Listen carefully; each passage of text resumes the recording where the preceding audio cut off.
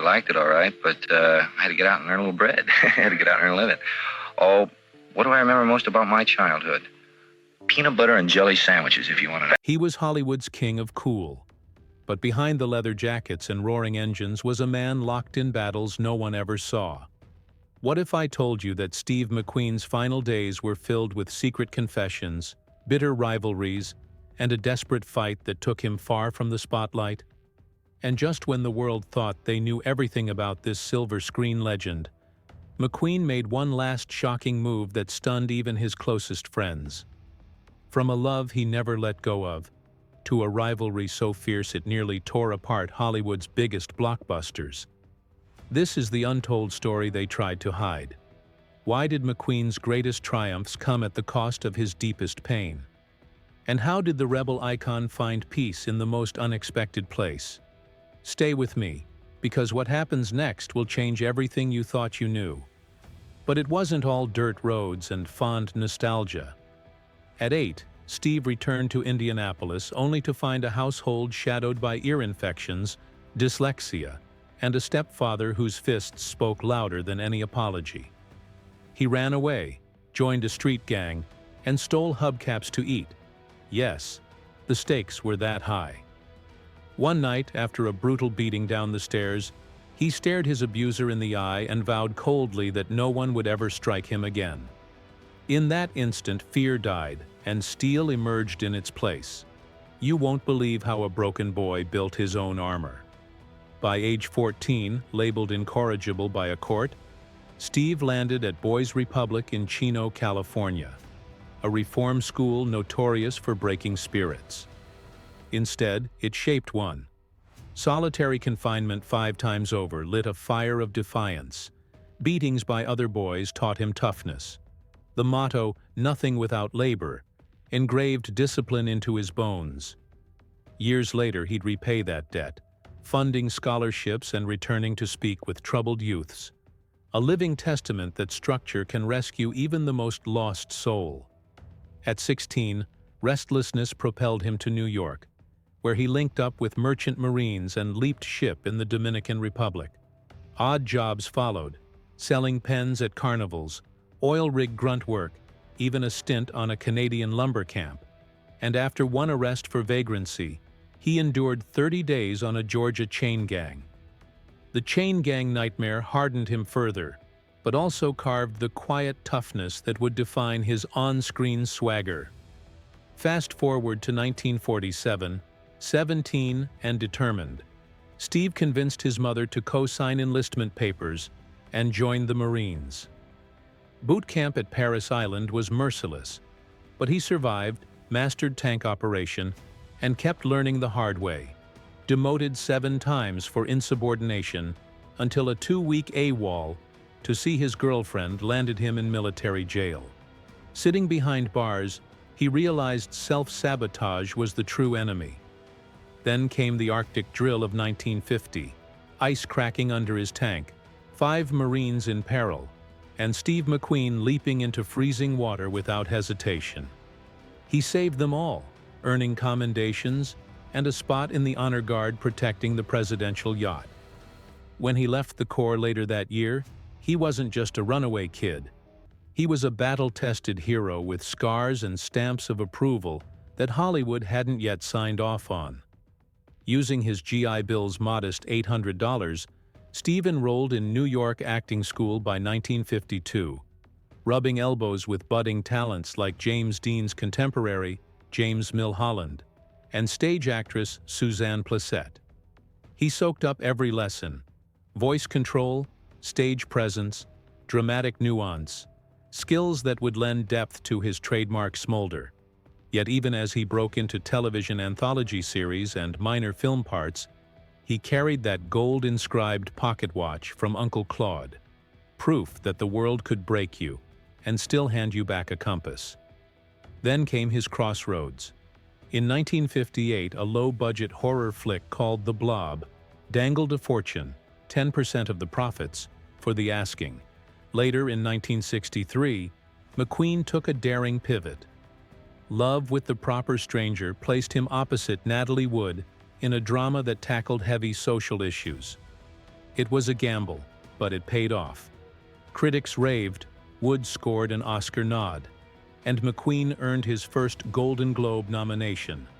Off-camera, whispers swirled about Wood falling for McQueen. Their chemistry practically crackled on screen. The film pulled in nearly $6 million, solidifying McQueen's ability to balance raw masculinity with sensitive depth. This wasn't just an action star. This was a man intent on mastering every corner of his craft. By 1965, he was unstoppable. In The Cincinnati Kid, he played a poker prodigy, mastering the stone-cold stare that became his signature. The movie cleaned up at the box office, grossing over $7 million. And then came Nevada Smith, where McQueen's character, driven by vengeance, hunted down his parents' killers. It was gritty, raw, and personal, echoing McQueen's own life battles. He even staged his own arrest scene to get closer to his prey, a method-acting move that blurred lines between reality and fiction. But McQueen's empire wasn't built on movies alone. Behind the scenes, he was stacking wealth smartly. He invested heavily in real estate, owning sprawling properties in Malibu and Palm Springs, each dripping with mid-century luxury. His watch collection? Legendary. McQueen's 1967 Rolex Submariner and the iconic Tag Heuer Monaco he wore in Le Mans are now worth millions, with the latter selling for over $2 million at auction. He also secured robust insurance policies, covering everything from his prized cars to his health, a savvy move given his high-risk lifestyle. His business ventures extended into solar energy investments and racing teams, showing he wasn't just spending, he was building a dynasty. In 1966, McQueen gambled big again with the Sand Pebbles. It was emotionally taxing, politically charged, and nothing like his previous roles. The grueling shoot nearly broke him, forcing him into a year-long hiatus. But the sacrifice wasn't in vain. The film scored 8 Oscar nominations, and McQueen snagged his only Best Actor nod. This wasn't just a milestone, it was a transformation, from action king to respected thespian. And his growing fortune reflected that shift. By now, McQueen had a private jet at his disposal, giving him the freedom to chase projects on his own terms while safeguarding his career with specialized insurance protecting his roles and assets. Then, in 1968, he roared back with Bullitt. If the Sand Pebbles proved he could act, Bullitt reminded the world he was still the definition of cool. The car chase, a heart-pounding, tire-screeching ballet through San Francisco's hills, wasn't just a scene, it was a revolution. McQueen behind the wheel of a dark green Mustang, chasing down a black Dodge Charger, made movie history. He performed about 10% of the driving, but every frame radiated authenticity. That scene tore up the old rulebook. No green screens, no fakery, just raw speed and real danger. And audiences couldn't get enough. Even today, McQueen's story crackles with electricity. His journey from struggling TV actor to global icon wasn't fueled by luck. It was forged through relentless risk, calculated investments, and an unshakable commitment to authenticity. And buried within his legacy are financial lessons worth gold. Diversify your income, protect your assets, and never be afraid to bet on yourself, even when the stakes feel sky high. The King of Cool wasn't just cool. He was calculated, courageous, and ahead of his time. When it seemed he'd found his balance, he pivoted again. In 1969's The Reivers, McQueen took on a lighthearted Southern role, stealing a car for a joyride. It wasn't flashy, but it had heart, and it earned him a Golden Globe nomination. More importantly, it marked a milestone for Hollywood. The film introduced Rupert Cross, the first black actor ever nominated for Best Supporting Actor at the Oscars. Once again, McQueen proved he had the range and the nerve to break new ground. But then came Le Mans, and everything spiraled. What was supposed to be McQueen's magnum opus on racing turned into a disaster. They started filming in 1970 with no script. Desperate to survive, McQueen turned to unorthodox treatments in Mexico. He shelled out $40,000 a month, the equivalent of over $150,000 today, for coffee enemas, injections, and lateral treatments from William Donald Kelly, a man stripped of his medical license. It was a last-ditch gamble. Friends warned him, critics mocked him, but McQueen clung to hope. Meanwhile, tumors multiplied, ravaging his body faster than the treatments could keep up. Yet, in the middle of this chaos, something extraordinary happened. McQueen found love one last time. In January 1980, he married Barbara Minty, a model nearly 25 years his junior. Their whirlwind romance had started with a simple photo, but it became his final anchor. She stood by him through every grueling treatment, never leaving his side. And after his death, she didn't fade away. She fought. She wrote a book about their love and became a vocal advocate against asbestos, determined to make sure no one else suffered like McQueen did. But here's the real shocker. McQueen, the Hollywood bad boy, found solace not in fame or fortune, but in faith. The man who once scoffed at authority started attending church, guided by his wife and his pilot friend. When famed evangelist Billy Graham visited, McQueen opened up about his fears, his regrets, and his hopes for peace. Graham gave him a personal Bible. McQueen had lost his. And before flying to Mexico for his final surgery, he asked Graham to pray with him. Graham ended with, "He's ready to go." McQueen, with a faint smile, replied, "I am ready."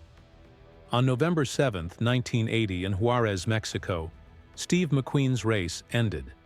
His memorial back in California wasn't a red carpet affair. It was a quiet, faith-filled goodbye. But don't let the tender ending fool you. McQueen's legacy wasn't just about cool sunglasses and fast cars. Beneath that charm was a man who couldn't bear to be second best. Throughout his career, his hunger to outshine others created storm after storm. On the Magnificent Seven, it started early. Yul Brynner had handpicked McQueen, but instead of gratitude, McQueen stole every scene he could. While Brynner delivered dramatic monologues, McQueen fiddled with his hat, rattled bullets. Tiny moves designed to hijack the camera's eye. Brynner, furious, even grabbed McQueen on set, warning him to stop. But McQueen didn't back down. His antics sparked chaos, with even Charles Bronson and James Coburn joining the scene-stealing war. The set turned tense, but the movie? It became a hit, and McQueen's career skyrocketed. And in a rare, touching moment years later, as he faced death, McQueen called Brynner to thank him, admitting the role had made him. Brynner's response: "I'm the king, and you're the rebel prince." For once, there was peace. But then came the towering inferno, and this time, the rivalry reached new heights. Literally. McQueen faced off against Paul Newman, Hollywood royalty with a decade of iconic roles under his belt. Years earlier, McQueen had lost out on Butch Cassidy and the Sundance Kid, a role he wanted mostly because Newman had top billing. That wound never healed. So when they teamed up for Inferno, McQueen laid down strict demands: equal lines, equal screen time, and no way would Newman's name sit above his. The studio's solution: a poster where Newman's name was higher on the left, McQueen's on the right, a visual trick to calm egos. But McQueen still pushed for the final line in the film, bending the script just to have the last word. Newman, exasperated, once called him chicken for the petty games. And though Inferno burned up the box office with over $200 million, the two never shared the screen again. Newman believed McQueen's obsession with topping everyone else came from deep-rooted insecurity. Biographers echoed that theory. Even James Garner, McQueen's co-star in The Great Escape, wasn't spared. But McQueen's story isn't merely about ego or ambition. It's about transformation. how a chain gang kid became the highest-paid actor of his era, how a dyslexic youth mastered complex dialogue, and how someone abandoned at birth could command an audience of millions. Each chiseled jawline and whiskey-soft gaze concealed the scars of his past and the lessons he carried into every stunt, scene, and negotiation. His mechanical knack for tank engines turned into self-performed stunts. His rough upbringing lent authenticity to anti-heroes and outlaws. His legacy endures not because he played a cool rebel, but because he was one. As we peel back the layers of McQueen's legendary life, from his first race car crash to the last time he looked into a camera, we're reminded that Hollywood glamour often masks grit and sacrifice. Keep watching, because in the next chapter, we'll dive into the luxury world Steve McQueen built around himself. His prized muscle cars, timepieces, sprawling estates, and high-stakes business ventures. We'll uncover how a boy who once slept on park benches ended up owning fleets of Ferraris, boardrooms at United Artists, and an insurance policy that spoke volumes about his private battles. The King of Cool's throne was forged in hardship, and the crown he wore came with secrets you won't want to miss. Steve McQueen could have pocketed a small fortune early on, but fate had other plans. When his low-budget film brought in a staggering $4 million, he missed out on nearly $400,000 by opting for a flat fee instead of a profit deal. It was a tough lesson in Hollywood's unforgiving game, where one signature can change everything. But McQueen didn't flinch. That same year, he stepped into the boots of Josh Randall in Wanted Dead or Alive, flipping the script on how bounty hunters were seen.